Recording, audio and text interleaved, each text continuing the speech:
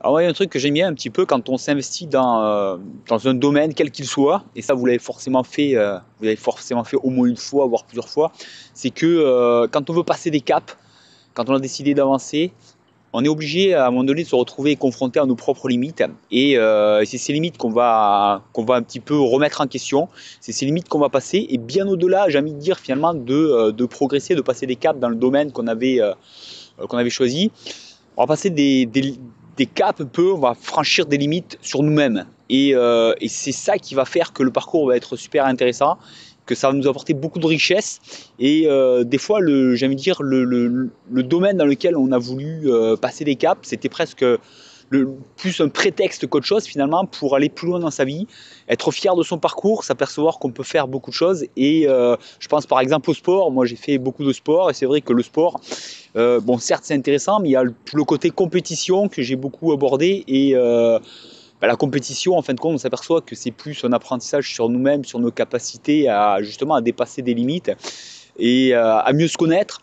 Et c'est ça qui est très intéressant, bien au-delà de finalement gagner une médaille. La médaille ne restera pas dans les annales, hein, je veux dire, c'est pas à moins d'être champion olympique, mais en général, pour la vaste majorité des gens, c'est pas ça. Et donc voilà, l'apprentissage de l'anglais en fait c'est la même chose. Et il y a plein de parcours comme ça peut être, moi je pense à des grands parcours parce que je suis des gens comme ça, j'écoute des gens comme ça m'inspire toujours, mais c'est des entrepreneurs qui ont fait de grandes choses. Enfin voilà, il y a plein de domaines en fait, dans tous les domaines, on est confronté à un moment donné si on veut vraiment passer des caps à nous-mêmes.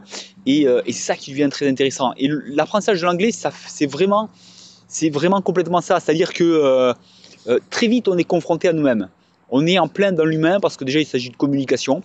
C'est ce qui fait d'ailleurs beaucoup l'intérêt, c'est que j'ai envie de dire le parcours le plus intéressant, c'est toujours celui qui touche à l'humain le plus directement. Et la communication, forcément, c'est très riche. Et on est très vite remis en face de nos propres limites. Et comme tout, c'est non seulement ça qui fait l'intérêt, mais c'est surtout ça qui va faire toute la différence. Et c'est ce que je vous invite un petit peu à regarder aujourd'hui et à comparer un peu avec que ce soit votre parcours à vous, que ce soit les parcours de gens qui ont réussi des grandes choses, des gens qui ont franchi beaucoup d'obstacles. C'est toujours pareil, c'est le même état d'esprit qui va faire toute la différence. Et cet état d'esprit, regardez, avant de pointer du doigt un petit peu ce que je vais vous mettre en avant, quelque chose de très spécifique finalement, en général qu'on regarde pas, je pense qu'on veut pas trop regarder, qui change pourtant toute la donne et qui est vraiment à la base de notre évolution, et notamment en anglais.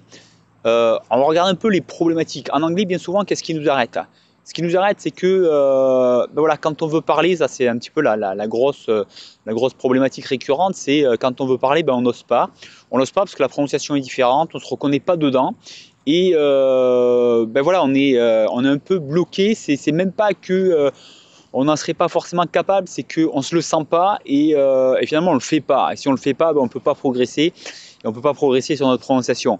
Euh, Ça, c'est un des gros blocages, par exemple. Il y a aussi le fait que, quand on se dit, moi, je vais me mettre à progresser maintenant en anglais, donc je vais faire ça de manière sérieuse et régulière, on est très vite arrêté aussi parce qu'on voit des grosses contraintes, on voit des grosses difficultés. Pareil, encore une fois, on le sent pas, on est et puis grand point aussi, c'est que j'apprends et puis j'ai passé du temps, mais j'ai pas compris et j'y arriverai jamais, je comprends pas moi, c'est trop dur en tout cas, faudrait qu'on m'explique, j'en sais rien, ou on m'a expliqué, j'ai pas compris quand même. Et voilà, bref, encore une limite, encore un truc qui nous embête, qui nous agace vite, et on a envie de s'arrêter. Et très souvent on s'arrête d'ailleurs, très souvent on s'arrête. Dès qu'on a rencontré quelques limites comme ça, dès qu'on a quelques contraintes de ce genre, on s'arrête.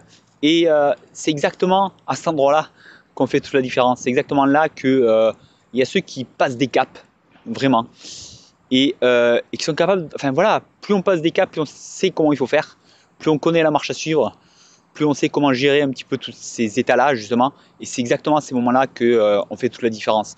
À chaque fois qu'on s'arrête, qu'on ne va pas plus loin, la grande majorité des gens, et c'est-à-dire nous, dans plein de domaines, en fait, on est très souvent très moyen, voire mauvais dans plein de domaines parce qu'on s'est arrêté dès que ça a remis un peu en question nos limites et que on n'a pas trop voulu les regarder, on n'a pas trop voulu rentrer un peu dans ces moments un peu inconfortables et on s'est arrêté.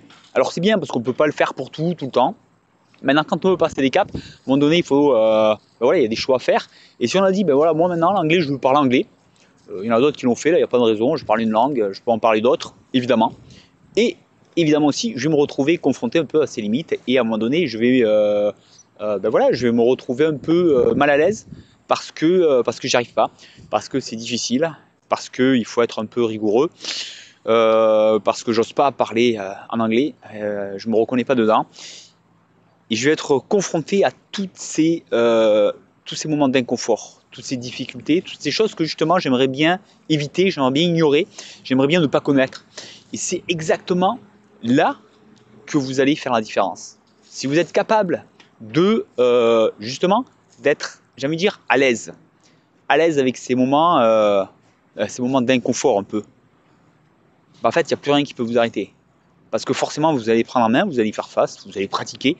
En fait, techniquement, c'est pas très compliqué. C'est plus, voilà, c'est plus l'histoire que bah, c'est des moments qu'on aimerait bien ne pas avoir à vivre. C'est des moments qui nous paraissent inconfortables. C'est des moments qui, mais voilà, qui sont pas, qui nous arrêtent en rien finalement. Ce qui nous arrête en rien, si on a décidé que bah, on allait faire avec, puis on allait avancer parce qu'on a décidé que de toute façon, cette fois, c'est à notre tour. Et ça, c'est exactement cet état d'esprit, cette façon de faire. Si vous remarquez un peu là, les gens qui à chaque fois, alors même vous dans votre parcours, quand vous avez passé des caps, quand vous êtes allé plus loin que la moyenne, c'est ce que vous avez fait. C'est ce qui fait la différence. C'est ici que ça se joue. C'est-à-dire, finalement, l'enjeu, il est pas juste dire bon, je vais me forcer, c'est pas facile, mais je vais me forcer. C'est juste que comprendre qu'en fait, ces moments d'inconfort, ces moments un petit peu où on n'est pas très à l'aise, c'est exactement là qu'on va être bon. C'est ça qu'il faut, je veux dire, il faut s'habituer à ça. Si vous vous habituez à ça, vous pouvez tout faire. Regardez les gens qui sont très performants dans leur vie. Regardez quand vous en voyez autour de vous là, regardez leur comportement. Ils sont à l'aise dans n'importe quelle situation. Je dis pas qu'ils sont complètement à l'aise. Je dis que ils n'ont pas d'état d'âme. S'il y a des choses qui les mettent mal à l'aise ou ils ne se sentent pas très confortables, ben, ils vont le regarder en face, ils vont dire ok, je suis pas très à l'aise là, et ils vont quand même faire avec.